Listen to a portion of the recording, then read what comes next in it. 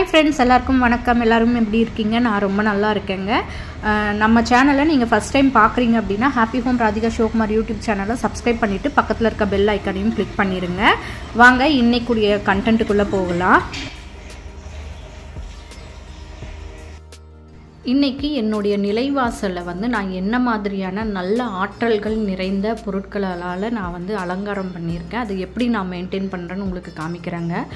பொதுவாகவே நம்மளுடைய வீட்டினுடைய தலைவாயில், அதாவது மெயின் என்ட்ரன்ஸ் வழியாக தான் நமக்கு நல்ல விஷயங்களும் நெகட்டிவ் எனர்ஜியும் வீட்டுக்குள்ளே வர்றதா ஐதீகம் இல்லையா?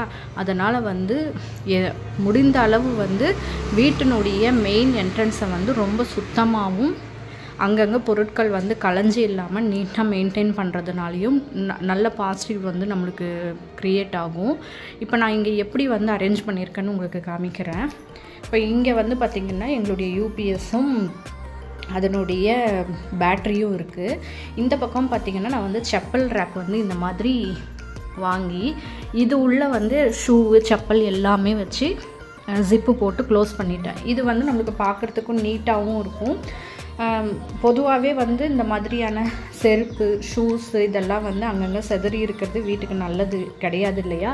அதனால் நான் இந்த மாதிரி க்ளோஸ் பண்ணி வைக்கும்போது அது கண்ணுக்கு பார்வைக்கும் தெரியாது, நீட்டாகவும் பராமரிக்கலாம். அதுக்காக நான் இங்கே வச்சுருக்கேன். இதில் பார்த்திங்கன்னா என் பொண்ணோட ஸ்கூல் சாக்ஸு, அதுக்கப்புறம் பாலிஷு ப்ரஷ்ஷு அதெல்லாம் இதுக்குள்ளே வச்சு நான் மெயின்டைன் பண்ணிகிட்ருக்கேன். இது நெல்மணி, இந்த மாதிரி நெல் தோரணங்கள்லாம் வீட்டில் இருக்கிறது நல்ல பாசிட்டிவிட்டியை க்ரியேட் பண்ணும். அதனால் நான் இங்கே வச்சுருக்கேன். மேக்ஸிமம் இங்கே வைப்பேன். ஜன்னல் திறந்து க்ளோஸ் பண்ணும்போது கீழே விழுந்துருன்றதுக்காக இப்போ எடுத்து இங்கே வச்சுருக்கேன். இங்கே ஒரு சின்ன மணி பிளான்ட்டு. இந்த மணி பிளான்ட் கொடியாக படர விடாமல் அப்பப்போ ட்ரிம் பண்ணி இந்த அளவுக்கு சின்னதாக செடி பராமரிக்கிறது வீட்டுக்கு ரொம்ப நல்லது. இங்கே ஒரு ஜன்னல் இருக்குது.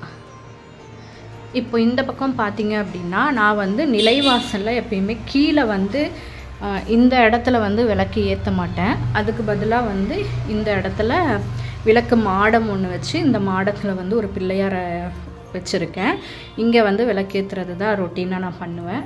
மேலே பார்த்திங்கன்னா வெல்கம் ஹோம்னு சொல்லிட்டு சின்னதாக ஒரு போர்டு ஒன்று வச்சுருக்கேன். இங்கே பாபாவுடைய கண்கள், எனக்கு பர்சனலாக பாபாவை பிடிக்குன்றதுனால அங்கே வச்சுருக்கேன்.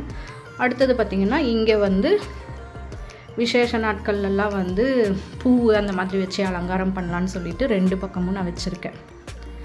இப்போ இங்கே பார்த்திங்கன்னா தினமுமே பூஜைக்கு தேவையான பொருட்கள் எல்லாமே இங்கே ஆர்கனைஸ் பண்ணி வச்சுருக்கேன். அரிசி மாவு, அதுக்கப்புறம் என்னைக்காவது ஒரு நாள் கல் மாவில் மாக்கல் அதில் கோலம் போடுவேன். அதுக்காக வச்சுருக்கேன். மஞ்சள் குங்குமம் நிலைவாசலுக்கு வைக்கிறதுக்கு, அப்புறம் பன்னீர் ஊதுவத்தி எல்லாம் இதில் போட்டு வச்சுருக்கேன். கீழே விளக்குக்கு தேவையான எண்ணெய், காற்றுக்கு அணையாமல் இருக்கிறதுக்காக இந்த மாதிரி 2 விளக்கும் வச்சுருக்கேன். அப்புறம் ஸ்டென்சில்ஸு மித்த எல்லா ஐட்டம்ஸுமே நான் இங்கே வச்சு பராமரிச்சிட்ருக்கேன். இங்கே கலர் கோல மாவு பழைய பிளாஸ்டிக் அஞ்சரை பெட்டியில் ஸ்டோர் பண்ணி வச்சுருக்கேன். இப்போ இங்கே பார்த்திங்கன்னா மேலே கண் திருஷ்டி ஏற்படாமல் இருக்கிறதுக்காக யானையுடைய ஒற்றை கண் ஃபோட்டோ நான் இங்கே மாட்டியிருக்கேன். இது நான் கூகுளில் ஃபோட்டோஸ் எடுத்துகிட்டு ப்ரிண்ட் அவுட்டு கடையில் கொடுத்தா நம்மளுக்கு ப்ரிண்ட் அவுட் எடுத்து கொடுப்பாங்க. அங்கேருந்து ப்ரிண்ட் அவுட் எடுத்துகிட்டு ஒட்டி வச்சுருக்கேன். அவ்வளோதான். இப்போ இங்கே பார்த்திங்கன்னா இந்த மாதிரியான ஒரு நெல்மணி தோரணம் நிலைவாசலில் கட்டியிருக்கேன். அடுத்தது மாக்கோலம் மாயிலை கட்டியிருக்கேன்.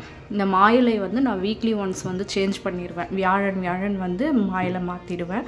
அடுத்தது பார்த்திங்கன்னா இங்கே இந்த மாதிரியான ஒரு ஹேங்கிங்கு கோமாதாவும் தாமரையும் இருக்கிற மாதிரி. இது ஒரு நல்ல சைன், பாசிட்டிவிட்டியை அட்ராக்ட் பண்ணுறதுக்காக ஒரு குட் சைன் இல்லையா? அதனால் கோமாதாவும் தாமரையும் இருக்கிற மாதிரி 2 பக்கமும் ஹேங் பண்ணியிருக்கேன்.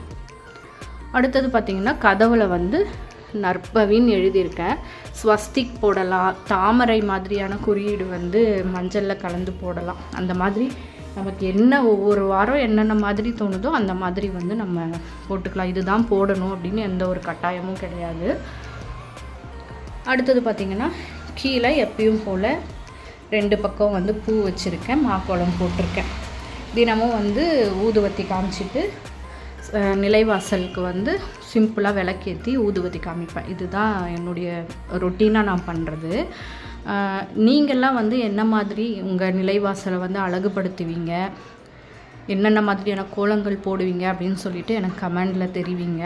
நீங்களும் வந்து மேக்ஸிமம் நிலைவாசலை வந்து ரொம்ப சுத்தமாக பராமரிக்கிறதுக்கு முயற்சி பண்ணுங்கள். ஏன்னா நமக்கு வந்து ஒரு நாளைக்கு நல்ல விஷயங்களும் தீய விஷயங்களும் வந்து வீட்டுக்குள்ளே வர்றது வந்து நம்ம நிலைவாசல் வழியாக தான், மெயின் டோர் என்ட்ரன்ஸ் வழியாக தான். அந்த டோரை வந்து நம்ம எந்த அளவுக்கு வந்து நல்ல சுத்தமாக பராமரிக்கிறோமோ அந்த அளவுக்கு வந்து நம்ம வீட்டுக்கு நல்ல ஒரு சுபிக்ஷமான சூழல் நிலவும். இந்த மஞ்சளில் வந்து நான் நிலைவாசலுக்கு வைக்கிற மஞ்சளில் வந்து பச்சை கற்பூரம் கொஞ்சமாக, பன்னீர் கொஞ்சமாக மிக்ஸ் பண்ணி நிலைவாசலுக்கு வந்து மஞ்சள் குங்குமம் வைப்பேன். ஸோ இப்படி தான் வந்து நான் என்னுடைய நிலைவாசலை வந்து பராமரிச்சிட்ருக்கேன். மந்த்லி ஒன்ஸ் வந்து டோர் எல்லாமே ஒட்டடை டஸ்டிங் எல்லாம் பண்ணிவிட்டு மஞ்சளால் வந்து நற்பவி இந்த மாதிரி குறியீடுகள் போடுறது வந்து வழக்கமாக வச்சுருக்கேன்.